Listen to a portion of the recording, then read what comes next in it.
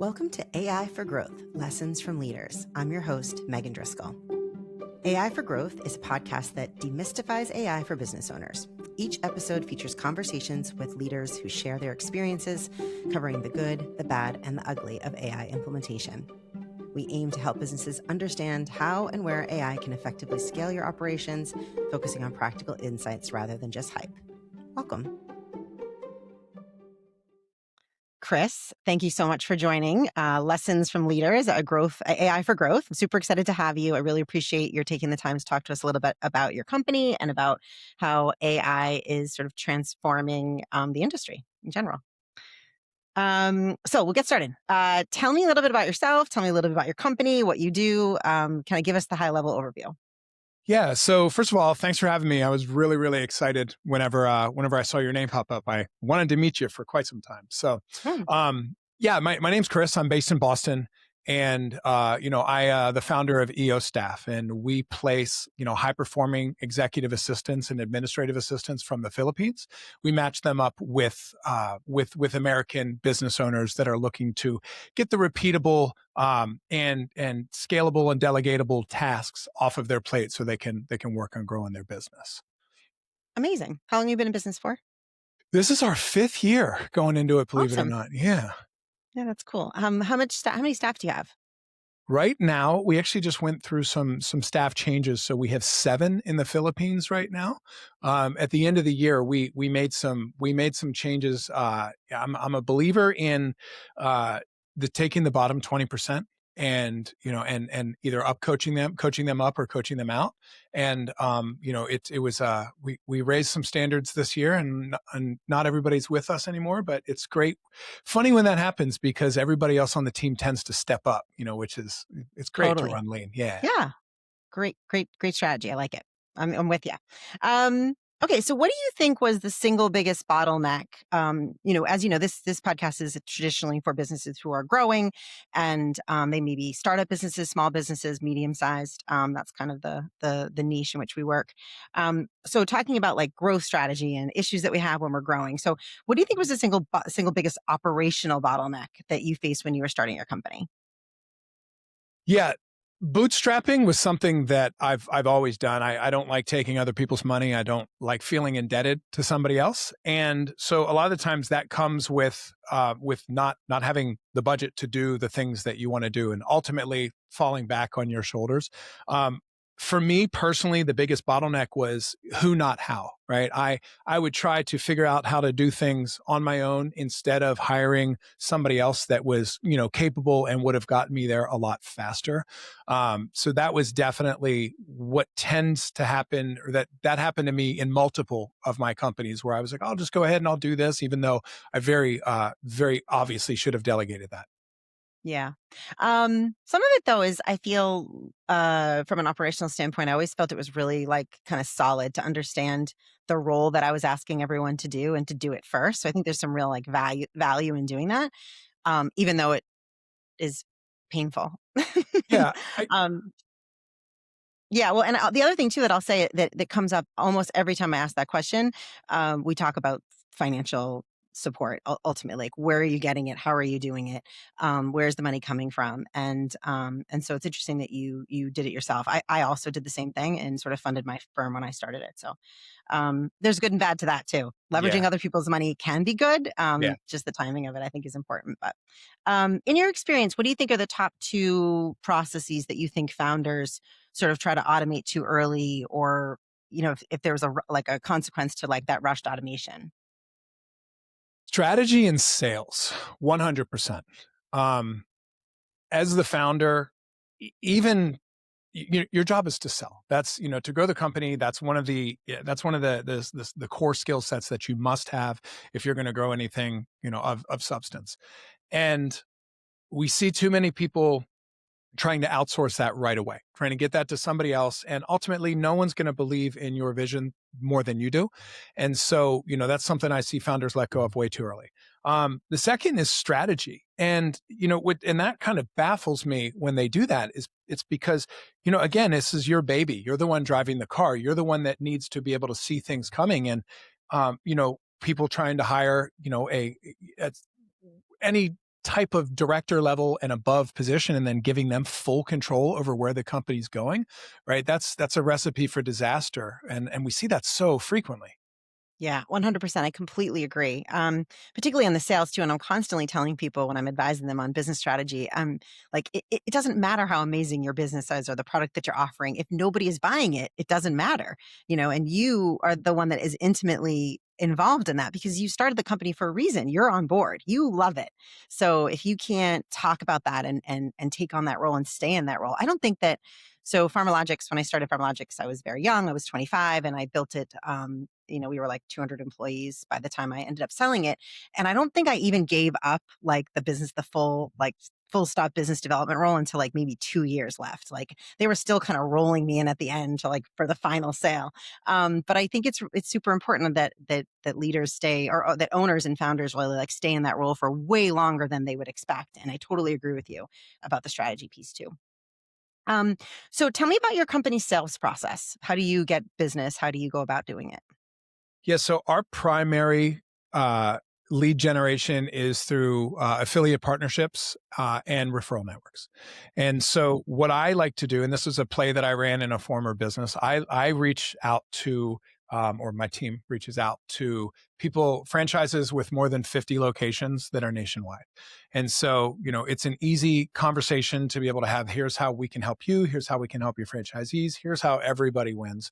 And when presented properly, and they see using us as leverage to help, a lot of their franchisees, they're not making a lot of money, right? They don't have a lot Mhm. of, they don't have a lot of capital to go spend on somebody that's qualified here in the States. And so, it's a great fit for them. So our market is, or our model is, to locate those people, reach out to them, set up discovery calls, put them into a nurture process, and then ultimately bring them on as a partner. Yeah, cool. That's interesting niche, the franchisee. I wouldn't have thought that that would have been a group that would particularly be interested in needing or, executive assistance and support, but Yeah, that makes sense to me. I stumbled on it by accident whenever I was in Good. my credit card processing company. And I was like, I used to do everything door to door. And then one day I found a referral partner and I was like, oh, this is okay. You mean I don't have to go knock 50 doors a day now to get business? Yeah.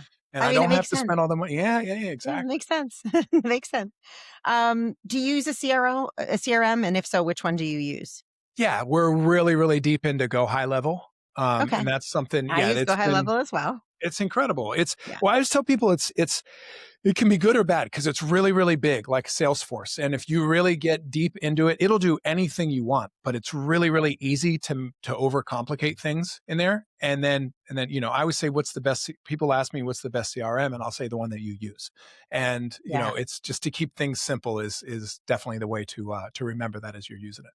Yeah. And I think that's really important to the piece about um, it will do a lot of different things, but if you really overcomplicate it, it will do nothing well.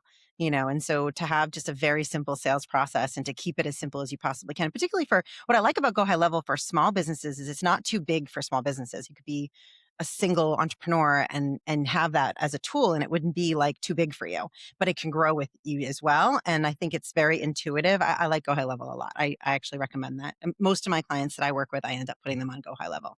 Sweet. Do you use AI for lead generation at all? Yeah, absolutely.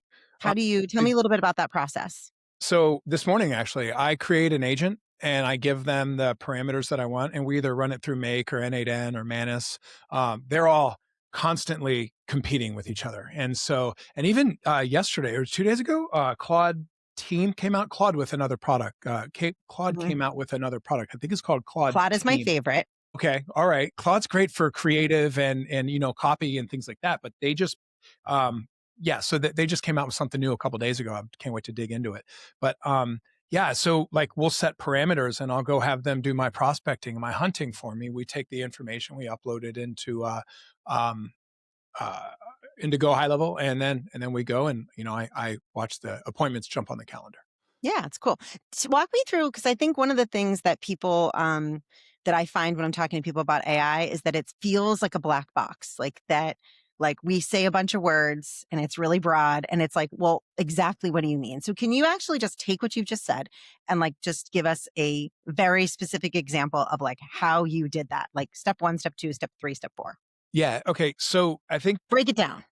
yeah, to start the so you basically you have 3 different phases of AI, right? You have your chat, which is what most people do, chat GPT. Then you have your automations, and then you have your agents. Agents are the most sophisticated that you build, and they're not really that hard once you kind of figure it out. So what I do we create we have an N8N or a Make account. Make's the easiest one right now.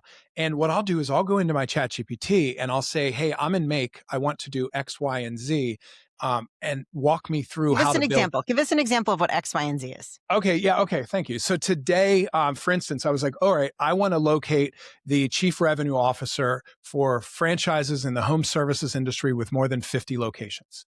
And I need their LinkedIn profile. I need their email address if you can find it. I need the company profile, and I need what state they're in.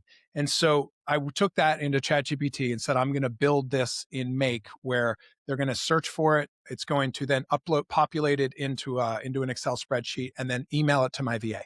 And so talking through it, I'm trying to think. So talking through it, um, once you get that set up and you prompt it the way it's supposed to, it'll actually build it for you. And then you just push play and it goes. That's kind of more of an advanced move.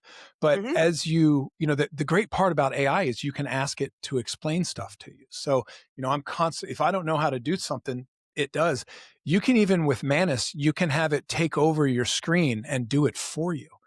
Yeah, which So is insane. it's like, So cool. And this is but this is what business owners are going through. They're going through this like it's too yeah, much for them. yeah, And I get it because it sometimes feels like too much to me too. I'm like, I can't believe I'm even doing this. This is yeah. so cool. So yes, that was really helpful. I think because like I think we talk about it like if people know what we're talking about, but Mhm. what my experience that people's understanding is low. Like we are on the precipice of this. People are very unclear. I mean, they understand ChatGPT, but then Right. all the steps that you just said after that, they're kind of like Yeah, the glossed automations over. is like the next logical thing, and then, like, you really wanna blow your mind, get into agents, and it's Yeah. Yeah, the shocking. agents are Yeah. unbelievable. Um, where do you think that that can be improved? Where have you had some trouble with lead gen? Have you had any like, has anything happened where you've been like, "Oh, that went off the rail?" Yeah, if you don't give it the right parameters, and just again, keeping it in a lane, in a box, whatever you wanna call it, giving it the rules, it's because ChatGPT loves to lie, right? They love to lie to you, loves to exaggerate, loves to hallucinate, but I honestly think from there's a saying called the last mile. And AI, I believe, can get you 99% of the way home, but Mhm. there's still the last mile before it actually gets closed out where it's just, we're not anywhere near that yet. And so, like, to give you an example, you can set up an agent to run through the entire sales process, the prospecting, the reach out, even chat back and forth or emails back and forth can all be automated. But to sign that deal, to bring them on board, to grow, that it still needs that human interaction at the end most of the time. So sometimes you can have a VSL and that'll do your job for you, but a lot of times, especially if you're talking to like a large enterprise deal or a partner, they still want to talk to you, and AI is just not there yet. Yeah. Yeah. Agreed. Um, what other specific platforms, AI platforms have you used in your business or tried to implement?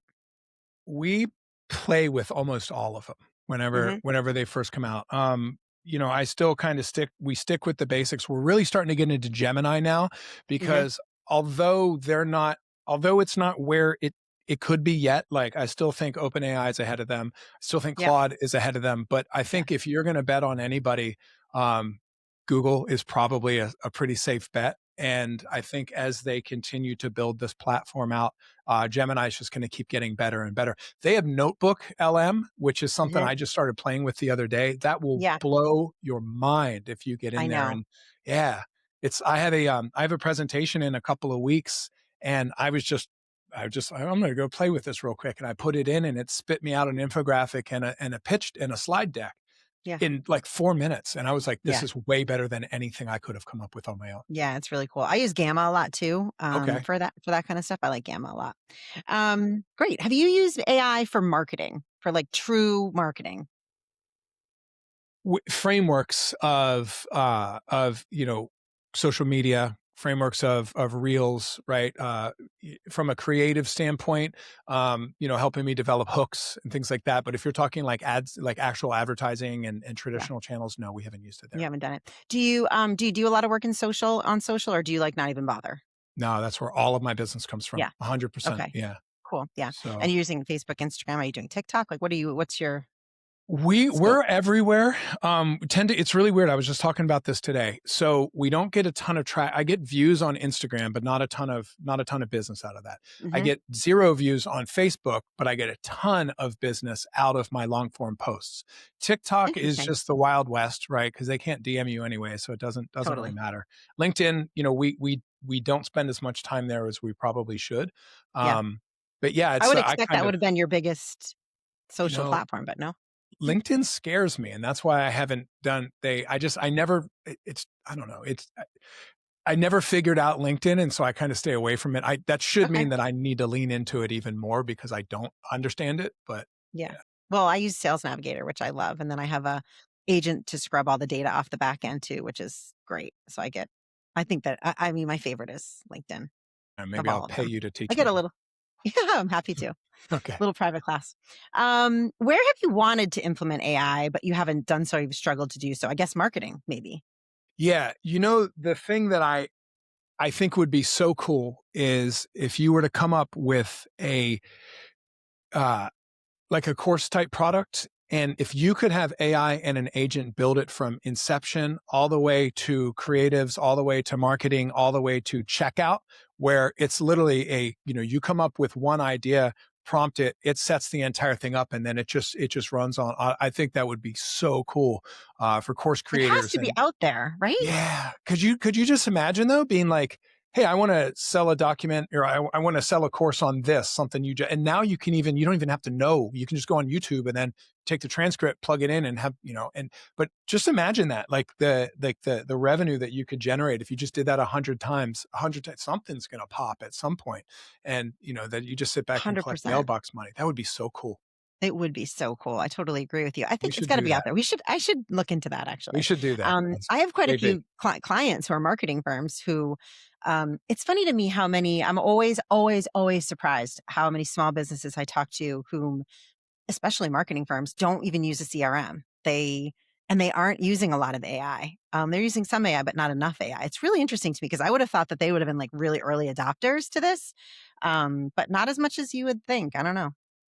Um, I feel like AI is it's just an equalizer. Like it is such if you can adopt it early, it is just such an engine that can be used for your benefit in so many different ways. If we can get people to not be scared about it and really embrace it, you know. We're going to see in the next 3 to 5 years, we're going to see the first self-made single person billionaire Yeah. on because of AI. Yeah. You can now run.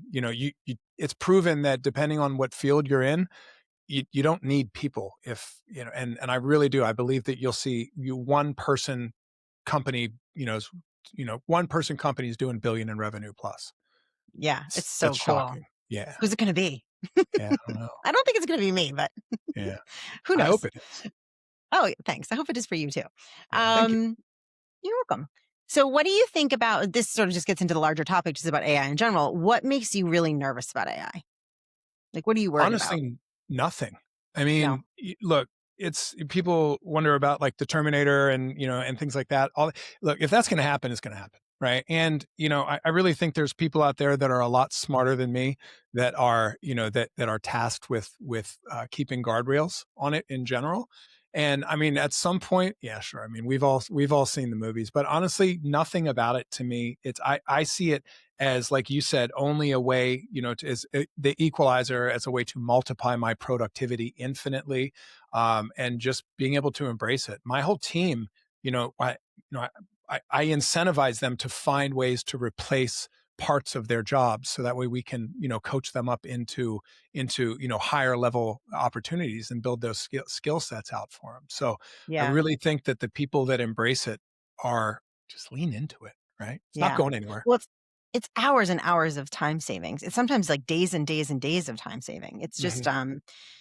Yeah, it's overwhelming, I think, for people, but I also think once you start using it, you see how easy it is. Like, as an Mhm. example with Claude, I had like this is unrelated to business, but I had like an issue with my son, and I kind of like put the whole thing into Claude, and I was like, "Just tell me what I should do." And I was like, I could for the first time, I actually felt like in that back and forth conversation, I could understand why people want to like have a relationship with with Claude because it was like so kind and loving and wonderful and fantastic support and a wonderful like I was like, yeah, I'm totally going to do that. Actually, I'm going to say those exact words. It's exactly what That's I'm going to do. And incredible. then I did. And it had like the outcome that was predicted happened. Did you have So I like a was like, note card where you were like, hold on one second, you gotta do it oh, like that? I practically was like rehearsing it as I was going Yeah, in the room. I was yeah. like, and when he says this Oh, and say that. yeah, yeah. Hold on. But it was really funny to see it actually like, and so I think that actually it has an amazing opportunity to help people with like mental health. And, I think that having someone to talk to and, especially in this era of just the mental health challenges we have in the country, I like tell people all the time, I'm like, talk to Claude. You're going to love what Claude says. You're going to feel really good about Claude. Um, what are the things that you get most excited about? Like if you look forward to the future, what are the things that in the future you think AI can do that you're just psyched about? I'm just really, I mean, I think from a non-business standpoint, just to see like, what how far we can take the human body in terms Mm, of like you even see things like peptides right now that are that are coming in, and that's I think that's just scratching the surface. I mean, if you start looking into it, like integrated tech and things like even just Google Glass and got Neuralink, although that scares actually that's the one thing that scares me, Neuralink, right? That scares the yeah, hell out of me. But yeah, just to be able to see just how fast it's learning so fast and yeah. exponentially, trillions of times every single day.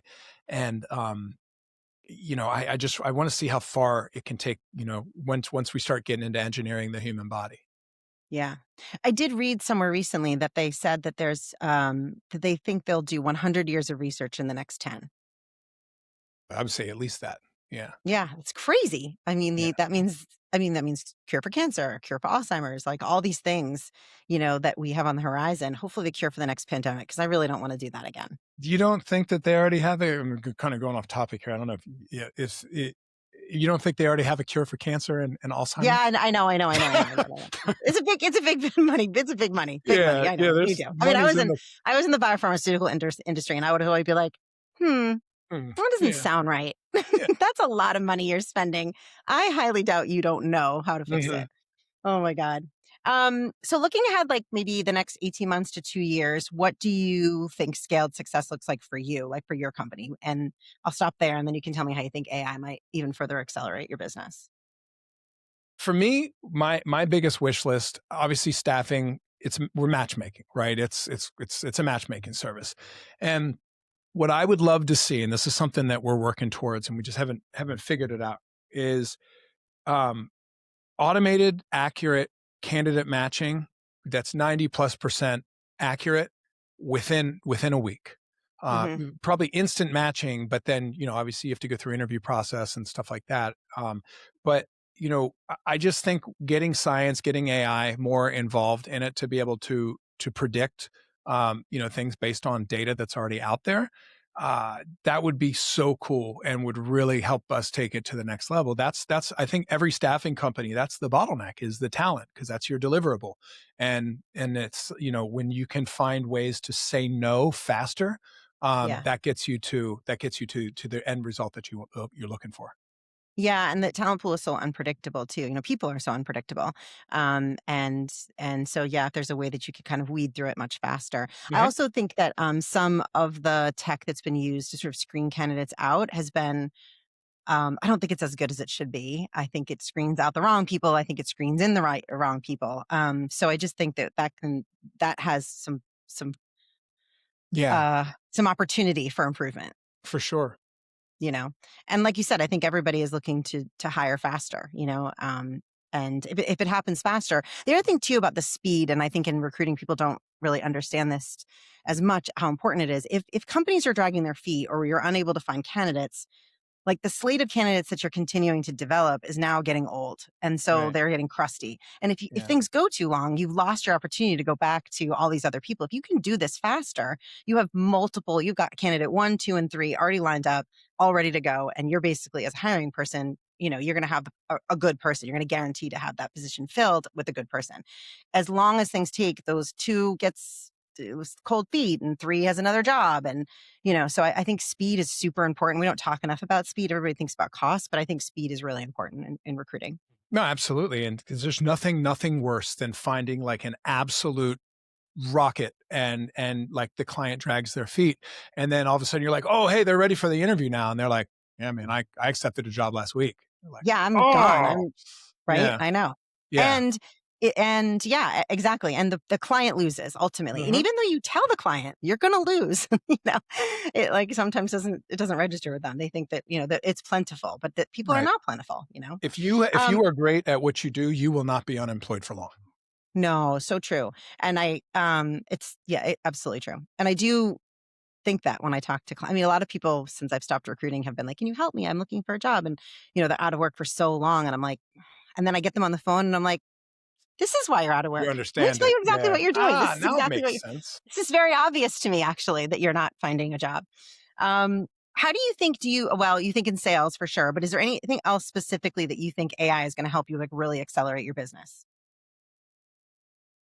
I mean, for me, I'm so revenue driven right now. Obviously improving systems and processes, but the way we operate is not, we keep things so simple.